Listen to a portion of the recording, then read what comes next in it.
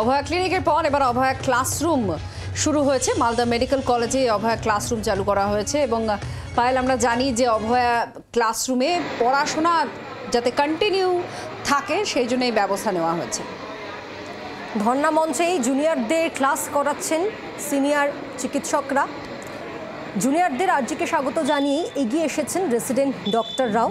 পড়াশোনায় যাতে কোনো ক্ষতি না হয় সে কারণেই এই সিদ্ধান্ত বলে জানাচ্ছেন আন্দোলনকারী এবং সিনিয়র চিকিৎসকরা। আর্যকর কাণ্ডের প্রতিবাদে মালদা মেডিকেলেও চলছে ধর্ণা অবস্থান এবং সেই ধর্ণা মঞ্চেই ক্লাস নিচ্ছেন সিনিয়ররা। আমাদের তো এই অভয়াদির বিচারের জন্য আমাদের প্রোটেস্ট চলছে এবং প্রোটেস্টের সঙ্গে সঙ্গে আমাদের নতুন মালদা মেডিকেল কলেজ থেকে শুরু হয়েছে অভয়া ক্লাসরুম। এখানে আমাদের জুনিয়র ডক্টরসরা মানে সিনিয়র রেসিডেন্টস এবং পিজিটিসরা আমাদের মালদা মেডিকেল কলেজের স্টুডেন্টসদের আমাদের একটু আগে ফাইনাল ইয়ারের একটা পেডিয়াট্রিক্সের ক্লাস হলো, স্টুডেন্টসদের পড়াচ্ছে যাতে আমরা আমাদের প্রোটেস্টের সঙ্গে সঙ্গে একাডেমিক্যালিও আমাদের পড়াশুনোটা চালিয়ে যেতে পারি।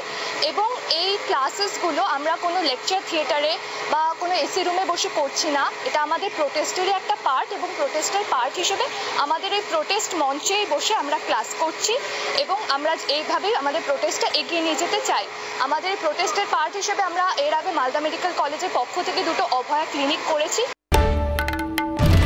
বাংলার আওয়াজ, বাঙালির আবেগ, জি 24 ঘন্টা।